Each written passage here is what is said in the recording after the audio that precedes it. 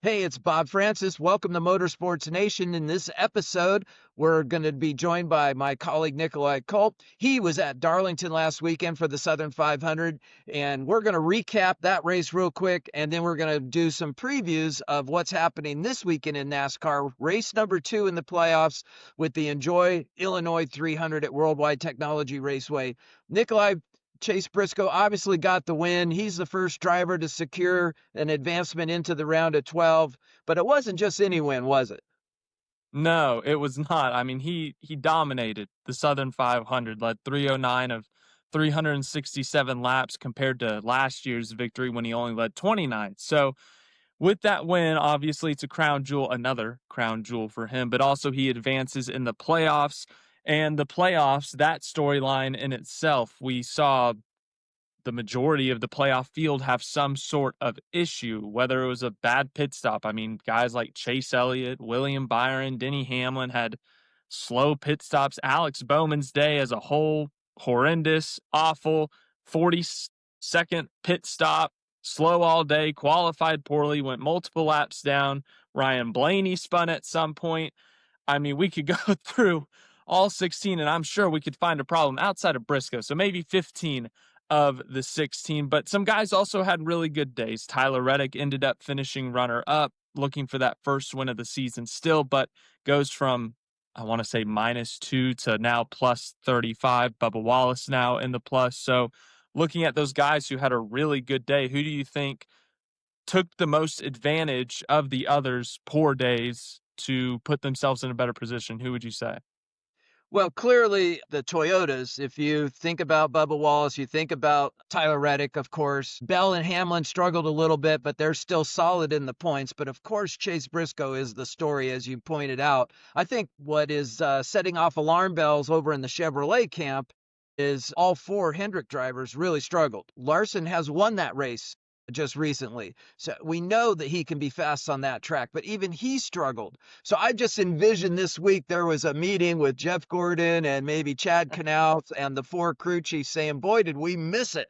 All four of our drivers struggled. And as you point out, Nikolai, the 48's in trouble. The 48 is way below the cut line, and Worldwide Technology Raceway, not exactly a great track historically with the small number of races that they've done there in the Cup Series. But Bowman really hasn't even demonstrated a mastery of that track yet.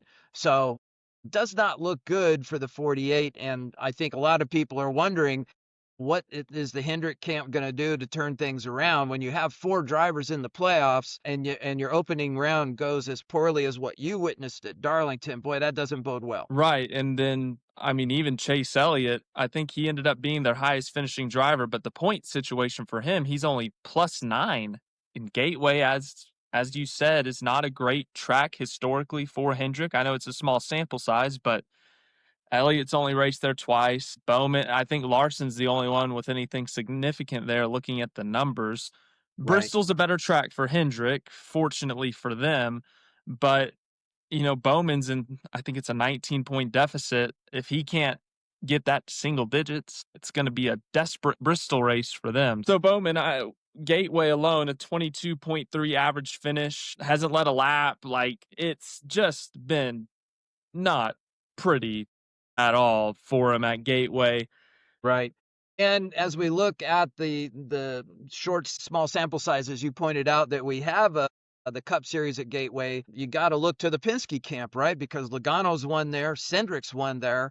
So you got to figure that Blaney probably has a pretty good handle, or his crew chief has two winning cars to go look at that data, look at that setup.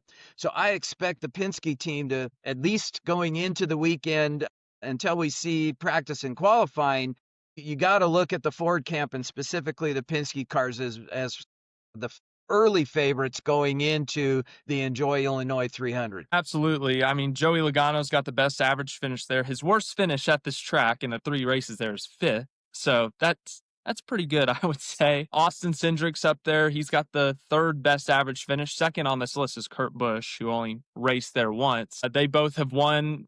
Ryan Blaney's up there. He's 6th on the average finish in the 3 races. He's led 80 laps. One of the most surprising stats I saw when looking at this race, Kyle Busch actually has the most laps led at this track. He won there in 2023.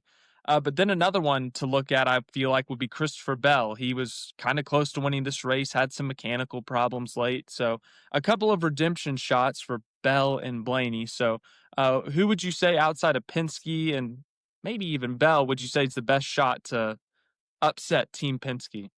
Well, I think you're right. I think Bell is probably my pick of the playoff drivers to emerge there, but I would not be surprised given that this, I believe, was the last win of Kyle Busch in the Cup Series was this race 2 years ago. So, boy, wouldn't that really be an upset if we had a non-playoff driver win? It would be great for the sport, great for all the Kyle Busch fans out there that have been suffering for 2 years now.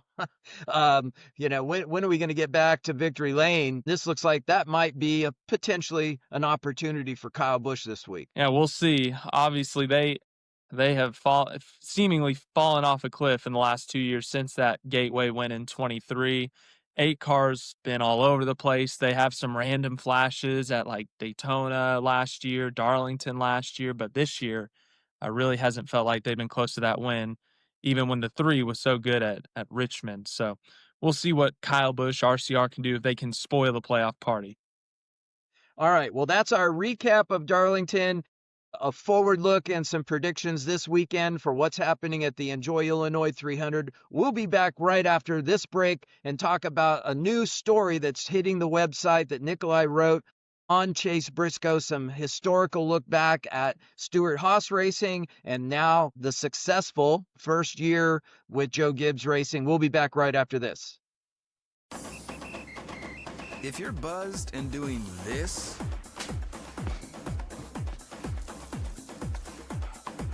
to make yourself feel okay to drive, ZWX.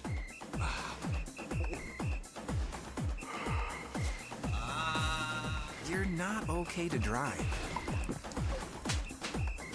YGKLVW. Regular you.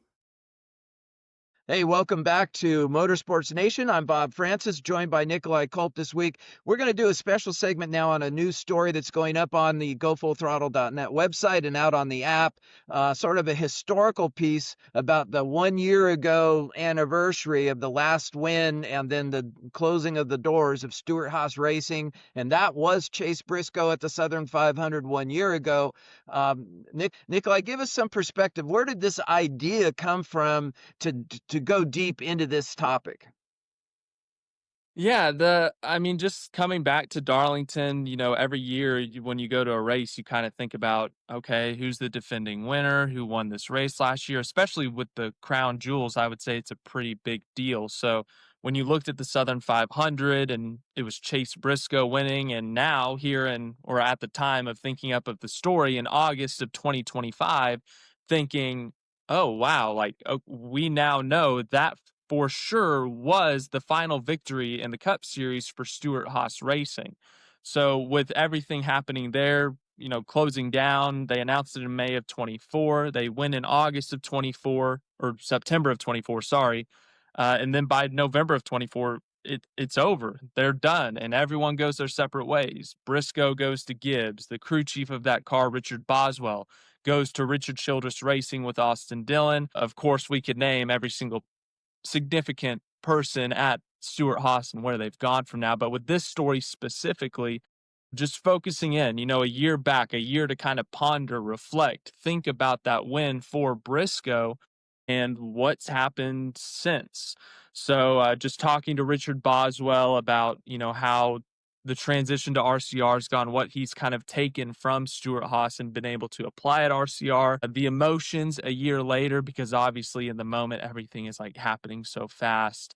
But now that you've had time to reflect on it, and then Briscoe himself, he talked about it a lot on Saturday morning at Darlington, coming back not only as a Southern 500 winner, but knowing that he's the last Stewart-Haas winner, with him being such a big Tony Stewart fan, a Stewart-Haas fan, and how it meant a little bit more to him to be that last winner in Stewart-Haas Racing's history. Right. And I love the piece. And I think one of the most impactful things that you captured there was from that press conference this year. And he mentioned this text thread, a group thread, reconnecting all the team members from that race 1 year ago, and just reflecting on that in the current context. They're all at different places, but they share that common experience. That was pretty cool. Yeah, and you hate to see any race team shut down, no matter what the size is. It's a sad story. But the fact that, with the 14 teams specifically that Briscoe, like you had said, that Briscoe had referenced, with him going to Gibbs and, Boswell's on the 3 now. And then I'm sure a bunch of their pit crew members are wherever they are, the mechanics, the engineers, whatever they may be, wherever they may be. And it's just cool that they still have that. You win a crown jewel, it's a big deal. But to add on top of that, that it's a last win for an organization, you're the last car to win. That's like you have a special bond because of winning alone, but it's like a double dip, an extra special bond you get because of having that last win for an organization. So I appreciate you letting me write for your Go Full Throttle. It's been a great experience so far and getting to do that story. So I appreciate you for letting me do that. Well, it's great content, and I believe this is part of the core mission of National Motorsports Press Association. Is we should be helping us older guys with gray hair, should be helping and facilitating these fresh new faces in the media center that have a passion for the sport, that respect the history of NASCAR and the other motorsport series, but then bring that fresh perspective. So Nikolai, we're big champions. We love it. Can't wait to continue working with you. We'll be together at Bristol coming up here in a few weeks. We're looking forward to that. That wraps up this episode of Motorsports Nation. You can catch Nikolai and myself at gofullthrottle.net. Enjoy our race prediction models, and we hope you enjoy this week's Enjoy Illinois 300. Until next time, I'm Bob Francis for Go Full Throttle Racing News.